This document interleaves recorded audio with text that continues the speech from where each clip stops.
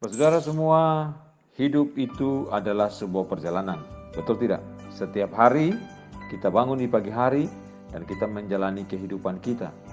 Kita melalui setiap hari kita, apapun yang terjadi kita melaluinya. Malam hari kita kembali beristirahat, besoknya lagi, setiap hari begitu kita menjalani kehidupan kita.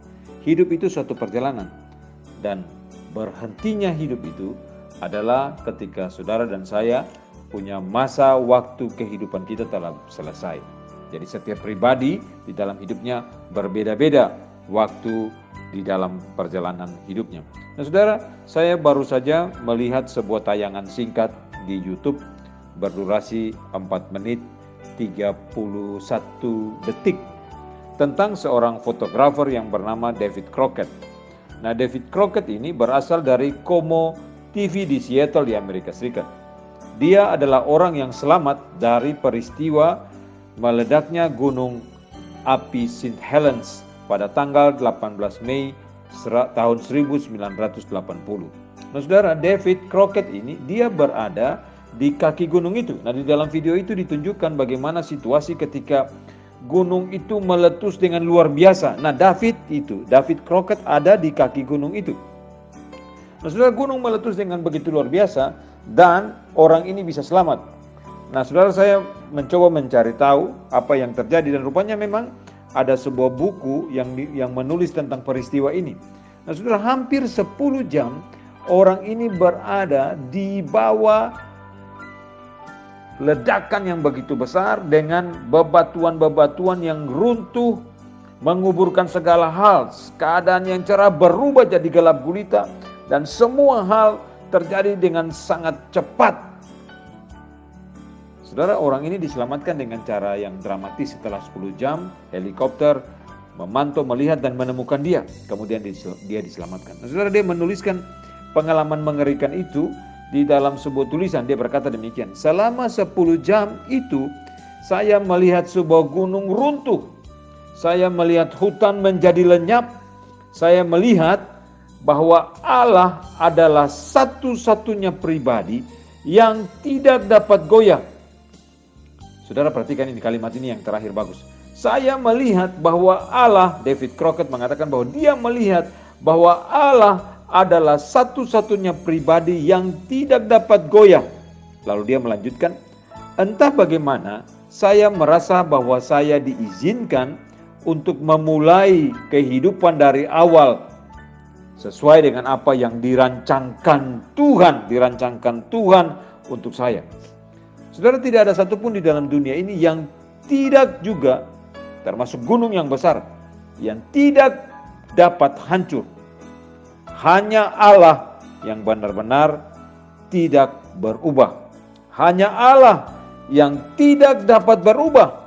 Hanya Allah lah yang kekal selamanya. Saudara, Mazmur 102 ayat 13 berkata bahwa dia sudah menegakkan takhtanya di sorga dan kerajaannya berkuasa atas segala sesuatu. Mazmur 102 ayat 19 juga berkata demikian. Nah saudaraku, apabila kita mempercayakan diri pada penjagaan Allah yang kekal, Allah yang tidak berubah itu, kita akan aman selama-lamanya. Tuhan Allah, dia menjauhkan dosa-dosa kita. Saudara, Mazmur 103 ayat 12 berkata, sejauh timur dari barat, demikian dijauhkannya daripada kita pelanggaran kita. Dan anugerah yang begitu besar, yang begitu luar biasa, diberikan kepada kita dari selama-lamanya sampai selama-lamanya. Ayat 17, saudara, itu dijelaskan dengan sangat jelas. Tetapi kasih setia Tuhan dari selama-lamanya sampai selama-lamanya atas orang-orang yang takut akan Dia dan keadilannya bagi anak cucu. Tuhan memegang kita dalam tangannya yang perkasa dan tidak ada yang dapat merebut kita dari genggaman Yang Maha Kuasa. Saudara, dunia di sekitar kita mungkin hancur. Dunia di sekitar kita mungkin akan berkeping-keping hancur. Tidak ada satupun di sekeliling kita yang mungkin bisa berdiri utuh. Tetapi Allah yang saudara dan saya percaya di dalam Kristus Yesus tidak pernah berubah. Saudara perhatikan ini. Dunia di sekitar kita boleh hancur. Segala sesuatu yang ada di sekitar kita boleh hilang lenyap. Tetapi Allah yang saudara dan saya percaya di dalam Tuhan Yesus Kristus tidak berubah. Saudara, ini jaminan. Ini pegangan bagi kita.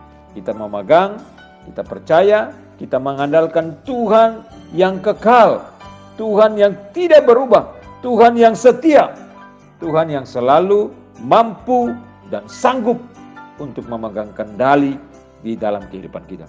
Tuhan tolong kita untuk sungguh-sungguh dalam hidup kita setiap saat. Kita percaya, kita percaya, kita percaya, dan kita hanya mengandalkan Dia di dalam segenap, di dalam seluruh kehidupan kita. Terpujilah Tuhan dari kekal sampai kekal.